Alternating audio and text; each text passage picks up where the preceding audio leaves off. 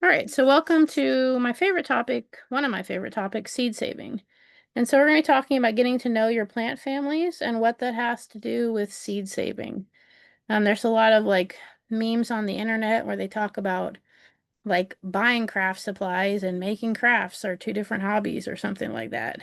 And I've definitely found that saving seeds or collecting seeds and growing seeds successfully, those are really like two different skill sets or two different hobbies.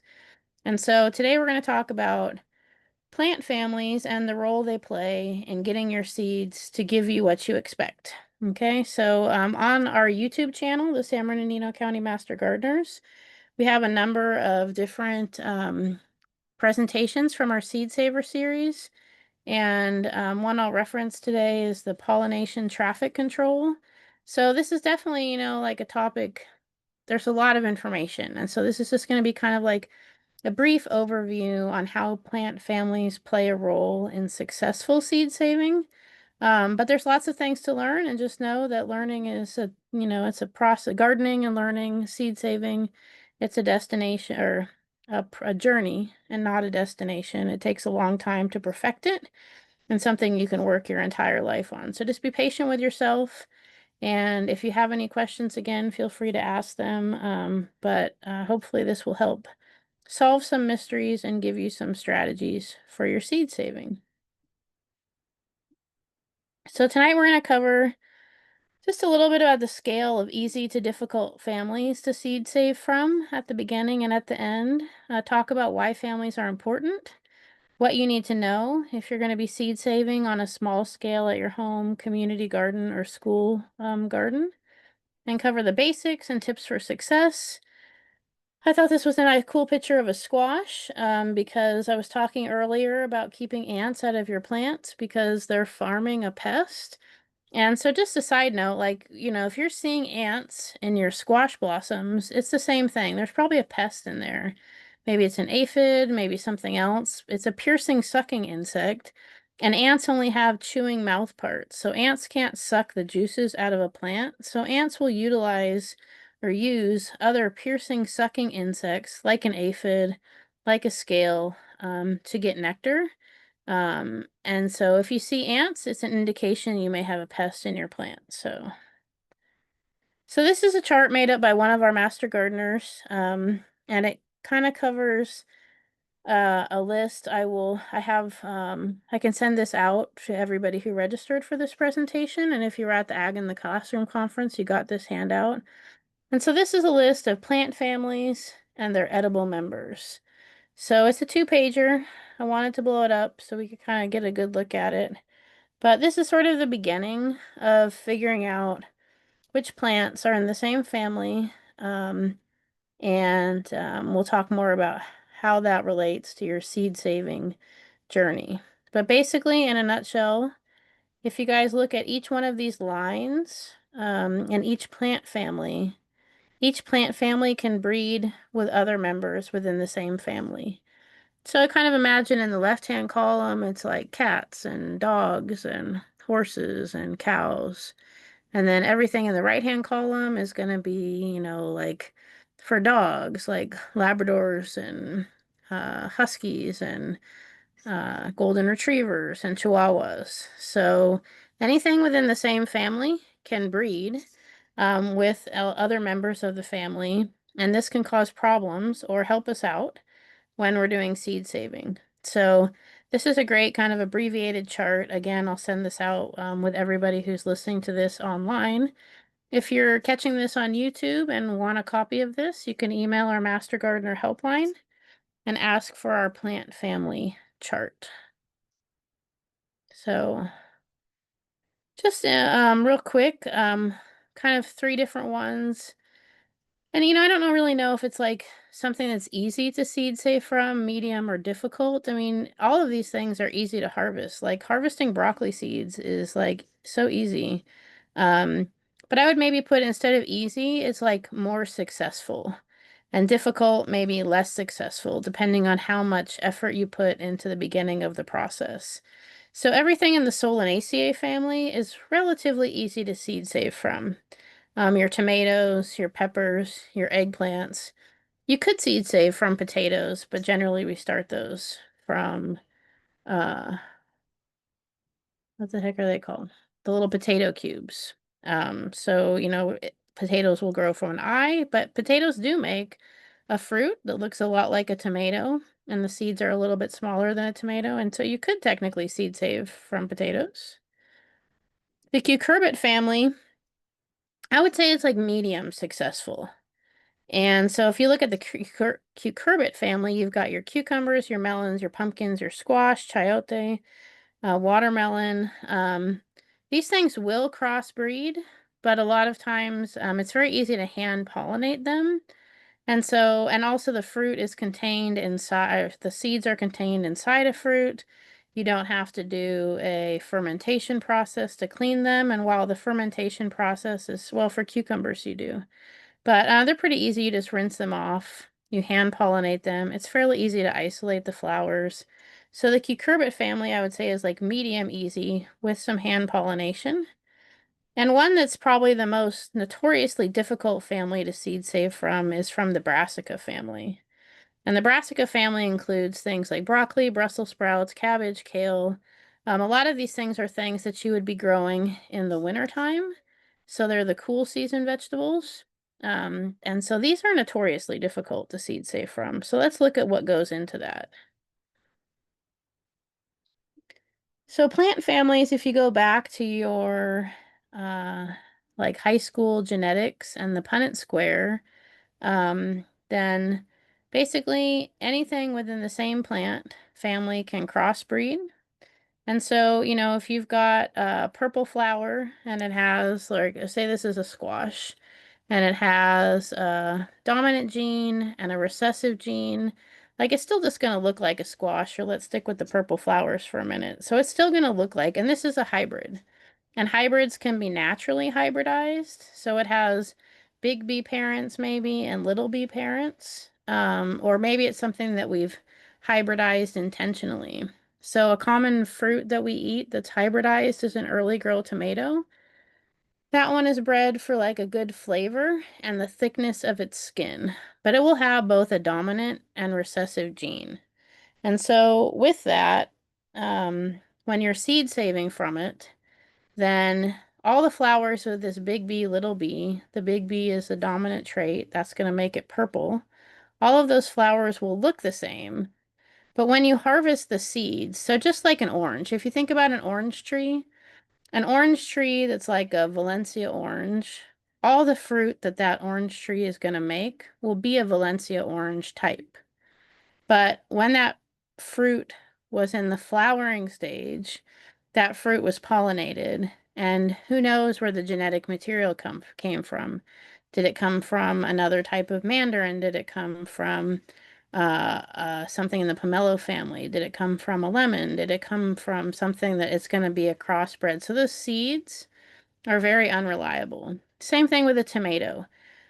When you grow tomatoes, an early girl, or let's say a green zebra tomato, is always going to make green zebra tomatoes. But again, when it was in that flowering phase, was it parked next to a brandywine tomato and an early girl tomato? Was there pollination that moved around so that when you save those seeds, you're going to end up with an assortment of seeds. You're not going to know what you're going to get. So if instead of like a purple flower, whoops, and a white flower, if this was, let's see how my annotation does. Like, if this was broccoli, we'll just call this BL, and a cauliflower, we'll call this CL. If this was a broccoli and cauliflower pollen that mixed together, when you save those seeds are going to give you something that you're not quite sure what you're going to get. So, like, early girl tomato, even though it is a hybrid, which means it has two different parents, most people report, just sort of self-report on the internet, that those early girl tomatoes look an awful lot like their parents, that they look an awful lot like an early girl. There's not much visually different. And there's two ways we can kind of look at plants. So when a seed company is growing plants to sell you seeds, then they're going for genotypically matching plants, which means the genetics of the plants. When you buy that package of broccoli or you buy that package of green beans, that genetically that is what you're going to get if you're going to like a reputable seed company. A lot of times for home gardeners, we really care about the phenotype, not the genotype. The phenotype is how something looks. So, for example, my mom had blue eyes and my dad had brown eyes. I look like I have brown eyes, which I do. I mean, blue eyes, which I do, but I must carry that dominant gene. Do I? This is always where I get confused. But like my mom must have carried, or my dad must have carried that recessive gene for me to have blue eyes. So my mom has the blue eye gene. My dad must have had a dominant and a recessive gene. So my dad looked like he had brown eyes, which he did. That was his phenotype. But his genotype was that he also carried that recessive gene. So that I came out with the double recessive, the blue eye gene. So for something like an early girl tomato, the phenotype, like if you probably seed saved from that hybrid plant, then maybe the genetics aren't really going to be that much of a match to the parents, but the phenotype or the look and the taste are going to pretty closely match what we expect, so we'd call it a win. But say you're growing broccoli and cauliflower in the same bed and they're flowering at the same time, and those genes cross, they are in the same family. And what may happen is, maybe you'll get something really interesting, like, since broccoli or cauliflower, it's both an immature flower head that we eat. Maybe you would get something that would have a mix of like broccoli and cauliflower flavors. But maybe you would get something where you get no flower head at all, or the flower head is super small. There's a plant called kaleettes, or there's a vegetable called a kaleette, and the kaleette is a hybrid between kale plants and Brussels sprouts. So if you imagine the stalk of a Brussels sprout, where it has all the little fruits that grow up along it, when they hybridized the kale with the Brussels sprouts, they got this cool cross where instead of having tightly clustered heads like a Brussels sprout, they had kale-looking heads that were more flavored like a kale, but they were tiny, like the size of a softball, or I mean a baseball.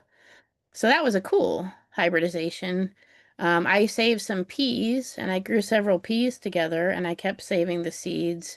But what happened is each year it made less and less pea fruit until the last year it made no pea fruit at all. So what I did was I bred out fruitfulness. So the reason that plant families matter is that things in the same family can crossbreed. It may have no impact. It may have a lot of impact. So in this overview of the importance of plant families, it's just to give you guys something to think about.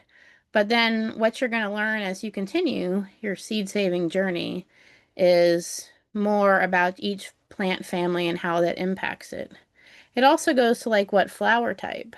So tomatoes are a complete or perfect flower, so they have male and female parts on the same flower, and they don't need other plants to fertilize themselves. So it's pretty common if you're growing tomatoes for them to be fairly self-fertile or self-fertilizing. And then you have other plants which are designed to breed and have their, like lettuce is kind of like a dandelion type seed head. And that releases the seeds to the wind, the pollen. Probably it's maybe a pollinator attractor, so the pollen is designed to move around. So this is what you're going to learn as you understand that plant families matter. Then you're going to start to learn which plant families are easier to work with and which are more difficult. And just going back to our chart, um, the tomatoes and Solanaceae family, one of the easiest. Lettuce, also very easy. Anything in the Brassica family is going to be much more difficult. So anything in the same plant family can crossbreed. Many traits that we have, like if you get carrots that are like, they're known for their color or they're known for their shape or they're known for their sweetness. Even if you're buying seeds, those seeds can be controlled hybrids to where that flavor or that shape is a hybrid characteristic of two parents. So that means, all the seeds you grow will have those bred-in characteristics. But when you save the seeds, you're going to get this variation. So some of them, like if this is a big B, little b pea right here, sweet pea right here, the probability is that two of the four seeds you get, or 50% of the seeds you get, you harvest, will match that original hybrid that you got. But some of them will take the dominant traits, and some of them will take the fully recessive traits. The fully recessive traits might mean that that carrot doesn't bulb up at all. It might mean that those peas don't produce any fruit. It might mean that the sweetness is gone. And so when you're saving something, one of the other things to note, and sometimes you can't tell, but is something a hybrid? So if you see the language F1 or first filial, or hybrid, that's going to tell you that no matter what, when you save seeds from those plants, you're going to get a mix. And you won't be able to tell, there will be probably no physical characteristics that are visible in the seeds. You'd have to do like genetic testing or grow it out. So if you were saving seeds and growing them out in a school garden setting from a hybrid carrot plant, maybe 50% of those seeds will look like what you planted, but maybe 25% will, the other 50% will look completely different in unusual ways. It is important to remember that hybridization, a lot of times people will get heirloom seeds or open pollinated seeds.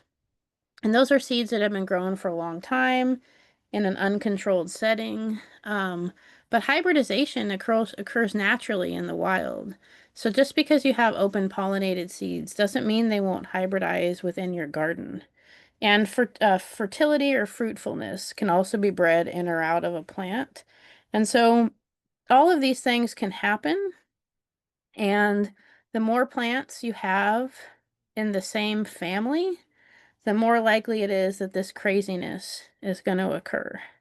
I kind of think it makes seed saving fun. I think when you're a home gardener or you're growing for yourself, that this fun and adventure of like, did I just spend 3 years breeding fruitfulness out of my peas? Like, it's interesting, but if I had students eagerly anticipating a big pea crop, I feel like I'd probably have a little more pressure and be a little less willing to experiment.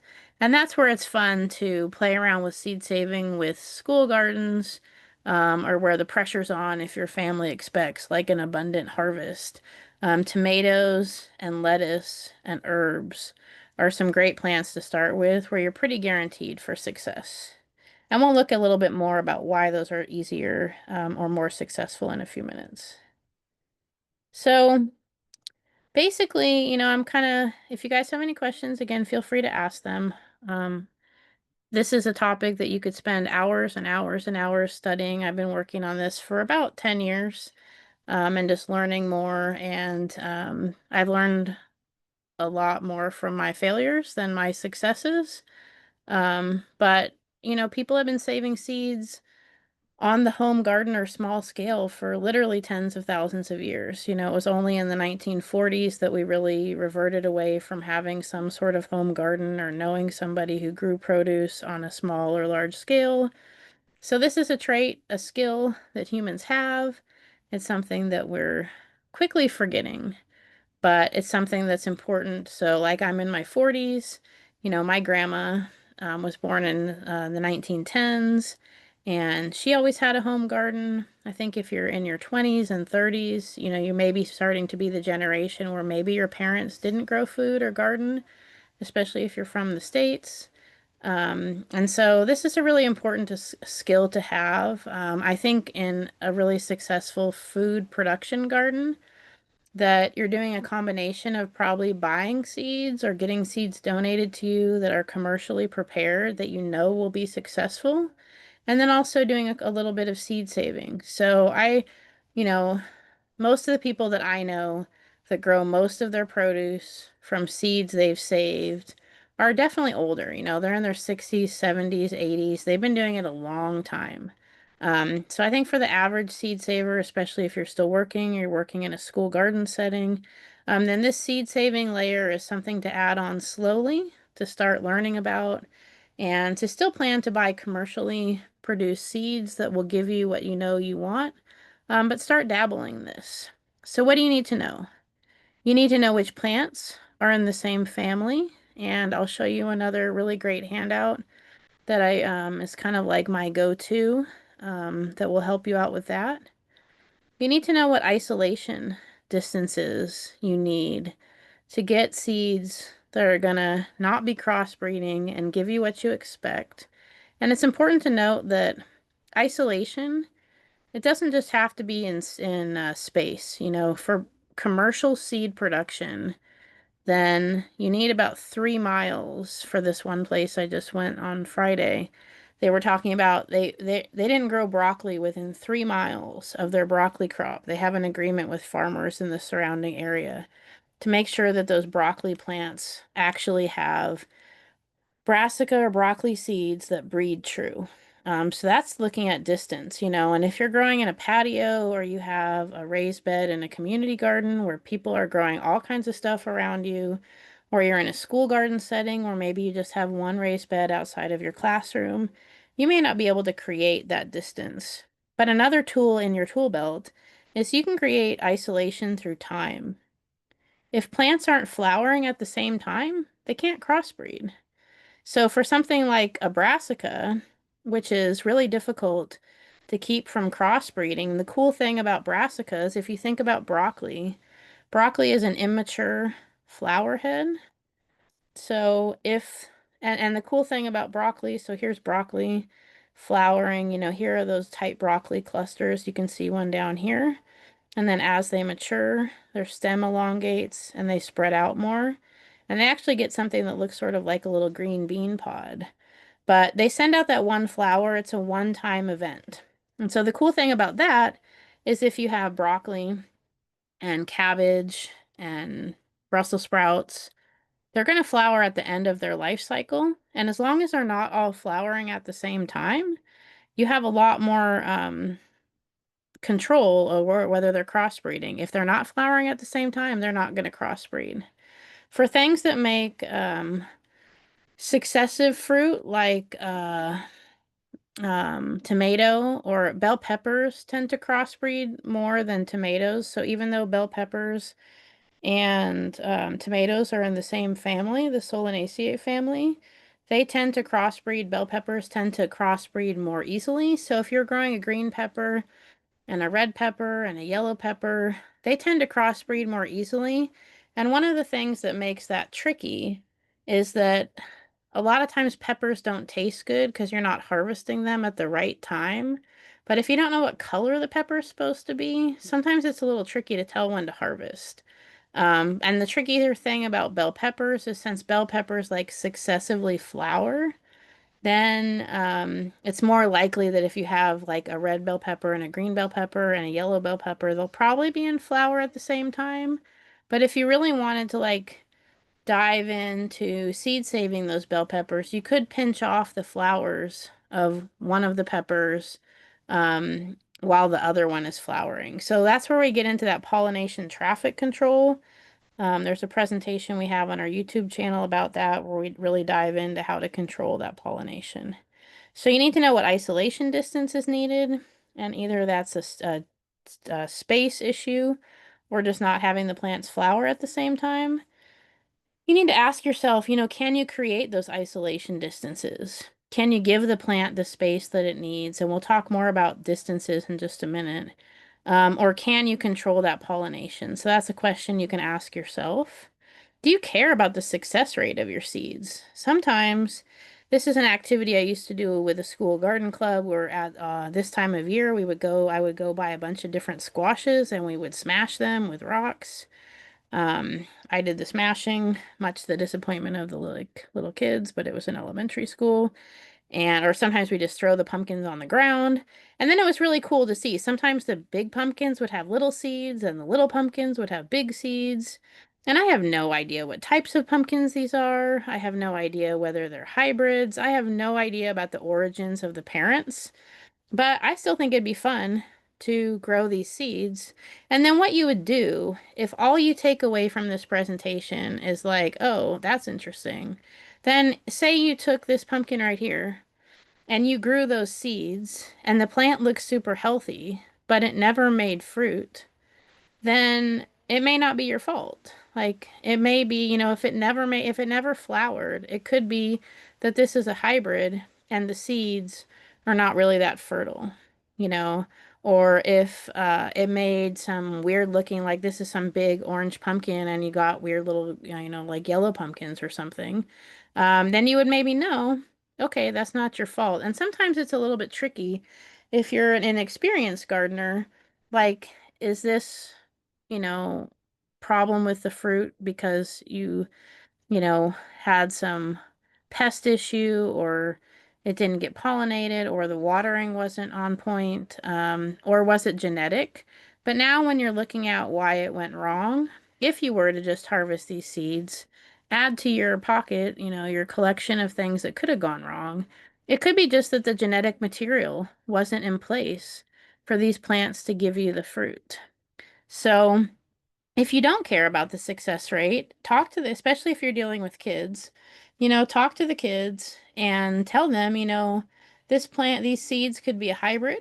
We're not quite sure, depending on the age, you could sort of like talk more or less about what a hybrid is.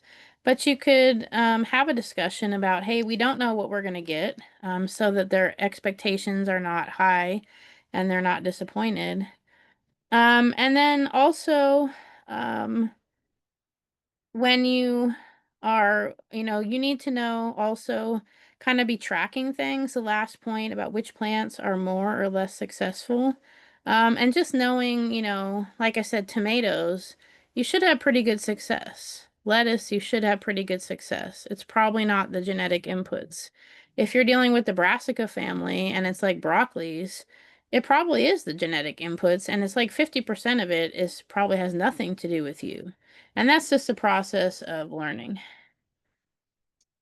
So the basics, you're going to plan your seed garden ahead of planting.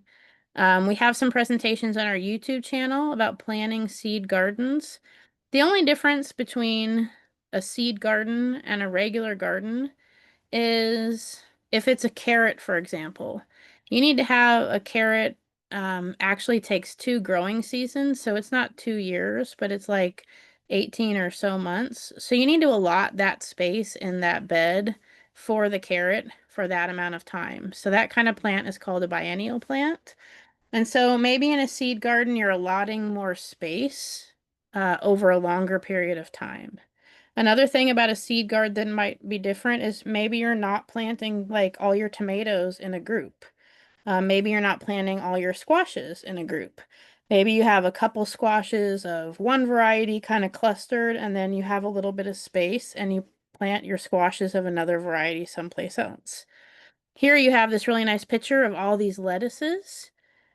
From what I can tell, lettuces seem to breed true, or they give you what you want. They don't seem to need a big isolation distance. And so it would be interesting to seed save from these lettuces in this kind of like group the way it is and see, are you going to get the lettuce you expect? You're going to get something. But so planning your seed garden just involves putting a little thought into the space they need and how long they need to be in the garden. Then you're going to check the needs of that plant and family. So we'll talk about that in just a moment. And then planning your spacing. And again, I talked about that, but also if you're using thyme so that you're not having things flower at the same time. Maybe if you had all these lettuce, but you really wanted this lettuce right here in the middle, then maybe as the other lettuce, maybe you didn't let the other lettuce go to flower and you just pulled it out before it went to flower, for example. So can you do that? And so let's practice. Oh, I'm going to go to that in just a second. Yeah, let's do this. Okay, so I'm going to go to my resource sheet I have for you guys. Um, this one, let's see, will it open? Oh, hold on. Oh, let me get out of presentation mode. Oh, no. Hold on just a second. I think I pressed too many buttons. Okay. So let's practice and let's look at this for a little bit more. Okay, so let's go. This is a really great chart. I want to note that this chart is provided by a seed saving company or a commercial seed company. And so usually as the University of California, we often share independent, non-commercial, peer-reviewed research with the public. And when I was starting my seed saving journey, I was really like hoping to find like, university research on seed saving. And what I found pretty quickly was that a lot of the university research on seed saving was geared toward commercial farmers. And so all the information was not collected in one place. That if you were a carrot farmer, you looked up the carrot research. And if you were a broccoli farmer, you looked up that research. So there wasn't like a great home gardener compilation of the information. And this seems to be cited by a lot of researchers, seems to be pretty credible information. It's been sort of tested and out there for a long time. It's all of the things or 4 pages worth of vegetables combined. But, I just want to know, this is a company that makes their bread and butter, um, and buys their dog kibble selling seeds, and they're still willing to give you all the secrets. And it's because it's like not that easy. Like some plants are pretty easy, but some plants are quite difficult. And so they're willing to tell you their secrets and how they make their secret sauce because it's not that easy. So this is a 4 page chart. This is in the resources. I'll send this out to everybody who registered. If you are watching this on YouTube, you can go to the Seed Savers Exchange, and I think this is their isolation guide.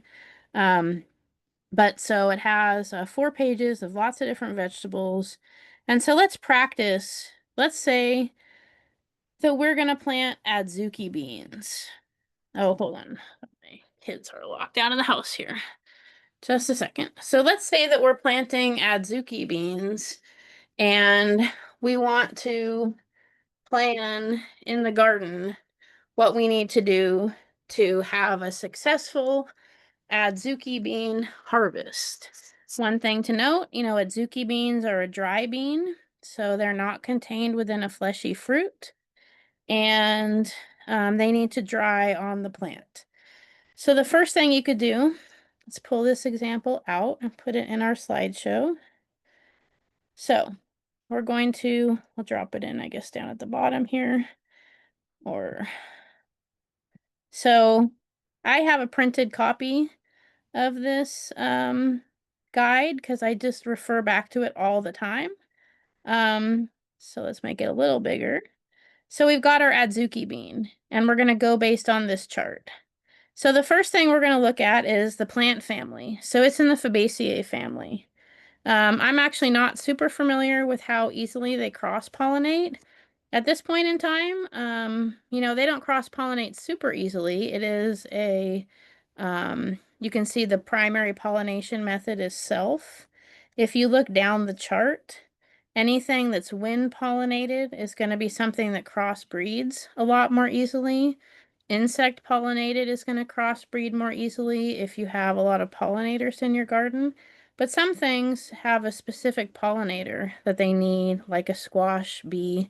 And so just because it's insect pollinated doesn't mean that any insect will pollinate it. But anything that's self-pollinated is much less likely to cross-pollinate easily. But I'm going to see it's in the Fabaceae family. So if I have adzuki beans and fava beans and 5 different kinds of green beans, I'm just going to know in the back of my head, either I need to give these guys some space because they are successively flowering. You're probably not pinching off the flowers or covering them with a gauze bag. You're just going to know either you need to give them some space, or when you seed save from them, and you plant those next year, that it may give you something that is unexpected. It could be something really cool.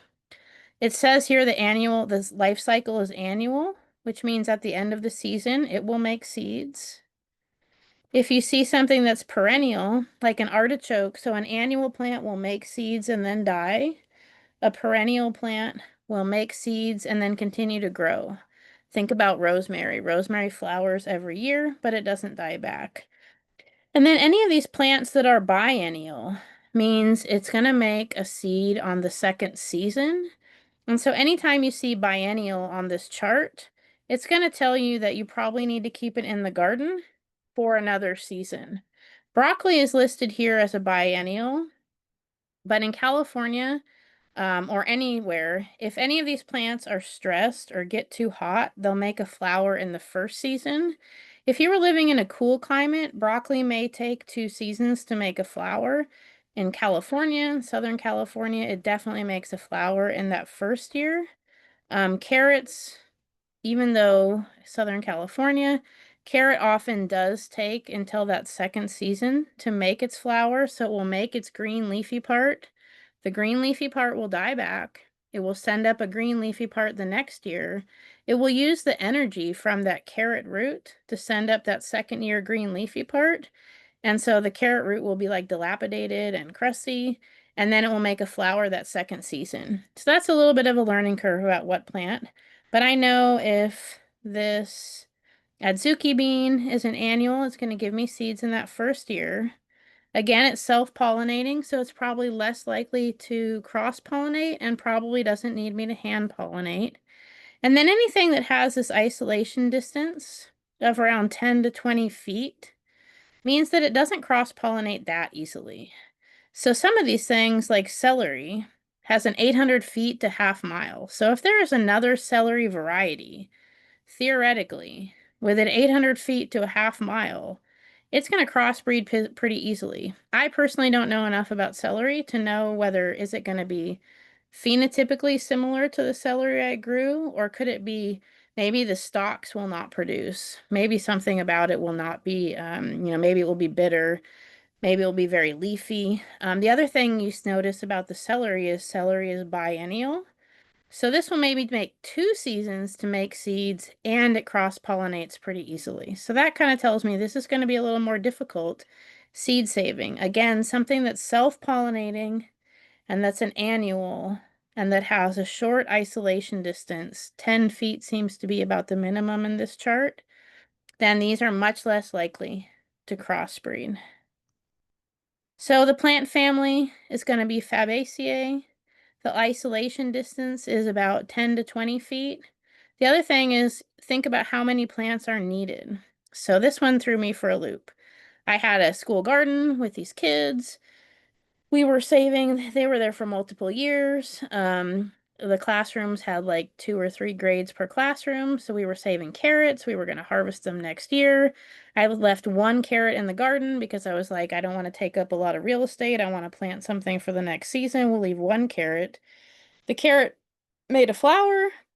The flower looked like it had seeds in it. The seeds looked like they were seeds. When we harvested them, they were hollow. Totally nothing inside. No genetic material, no seed.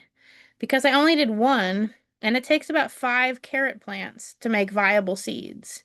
Instead of waiting like a year and a half to figure that out, I could have looked at this chart. So viable seeds mean like that's a seed that will sprout. Variety maintenance means if you want that carrot to pretty reliably look like that carrot, like a rainbow or like a Persian carrot to look like the Persian carrot, you probably need about 20 to 50 plants. And then you would probably save seeds from the center of that cluster so that it's less likely that other genetic material drifted in. And then, so this is like variety maintenance is sort of like that genotypically similar, like it looks and tastes probably how we expect. If you're trying to preserve the genetics of that type of carrot, you're going to need to plant 80 plus of those carrots and again harvest from like the center. So when commercial growers will harvest, commercial growers will often, they'll have like, say this is a patch of carrots and they've got, all their carrot rows here. They're probably most likely to harvest the carrot seeds that they're going to sell from like the center in case the carrot seeds that are on the edge have gotten some sort of cross-pollination, if that makes sense. So we're not really worried about genetic diversity preservation in our home garden. Variety maintenance, depends on what you're going for and what grade level of kids you have and how much real estate you've got. If you have a very large garden, then this could be something that you're going for. But know the viable seeds one. So for the adzuki bean, you only need 1 adzuki bean to get viable seeds. Are there any? Most of them seem to have a minimum of 5. Corn has a minimum of 10 plants to get viable seeds. A lot of these have 1. So again, when we look at what's easier and what's harder, an annual is going to be easier than a biennial. Perennial is kind of in between because that'll be every year. Something self-pollinated will be less likely to cross-pollinate than insect or wind-pollinated. Something with a smaller isolation distance, you can see most of the brassicas, kale, 800 feet to a half mile is going to be easier. And then like having 5 carrots is usually not, if you're saving, carrots can grow in a relatively small footprint. So you can grow carrots in like a 1 by 1 foot area. So that shouldn't be too difficult, but anything that requires less for viable seeds is going to be an easier plant to grow from. And then you want to think about your garden factors. Can I provide enough space to make that viable seed? Can I provide that isolation distance, or do I not care and I'm just going to experiment and tell the kids, let's see what happens? Is it your own garden where you can just experiment? Is the primary method of pollination self? If it needs an insect, you could do a little research online and find out what insect pollinates that plant to find out, do you have that insect in your area? And then the life cycle will just tell you, are you expecting the seed that season? Are you expecting it maybe once a year and the plant won't die back? Or are you expecting it to come at the end of the next season? And then kind of combining all those factors, you're going to make your plan for success, which will be, okay, I want to plant adzuki beans. I really only need to plant 1 adzuki beans. It's bean plant. It's in the Fabaceae family.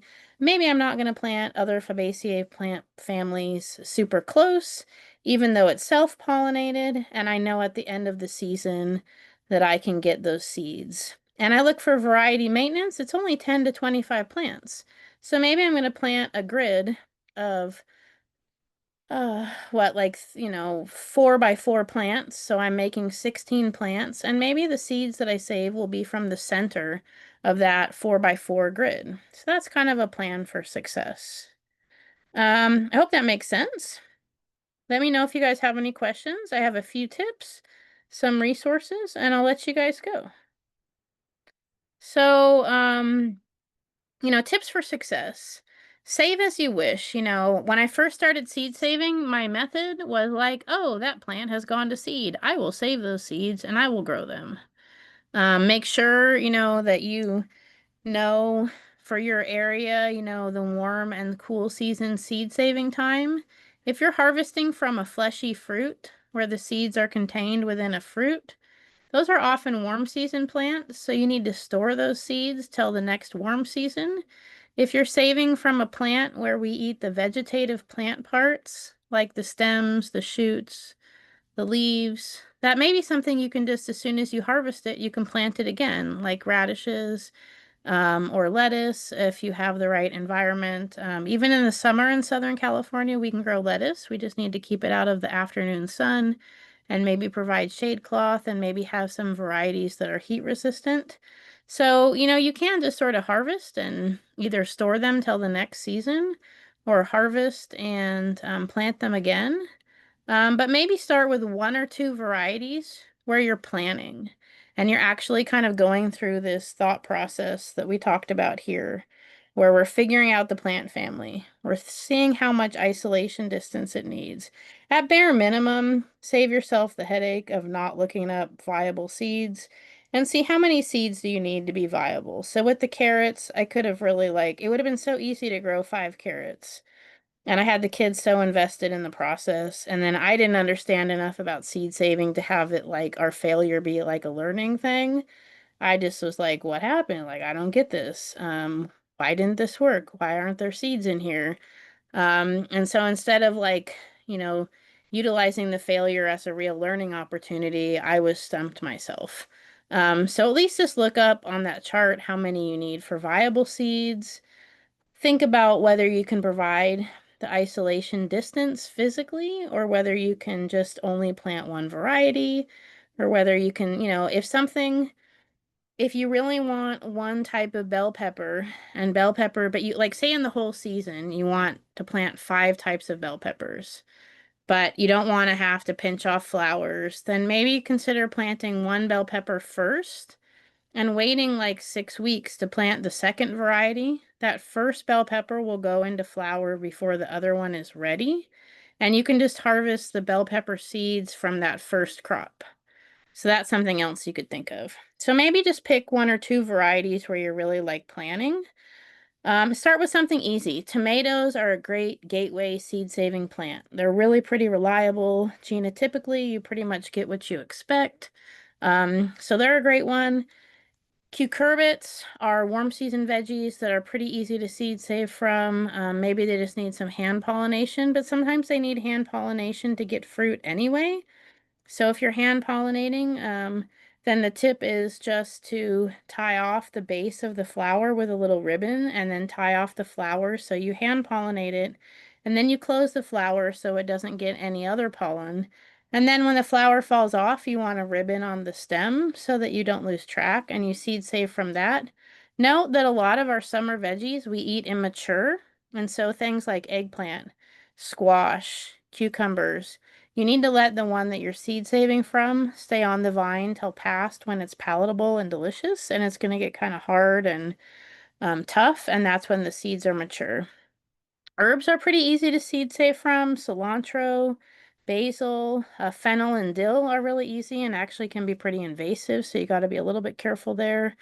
Um, so herbs are a great one. Also marjoram and oregano are pretty easy to seed save from, and lettuce is another one that's pretty easy to start.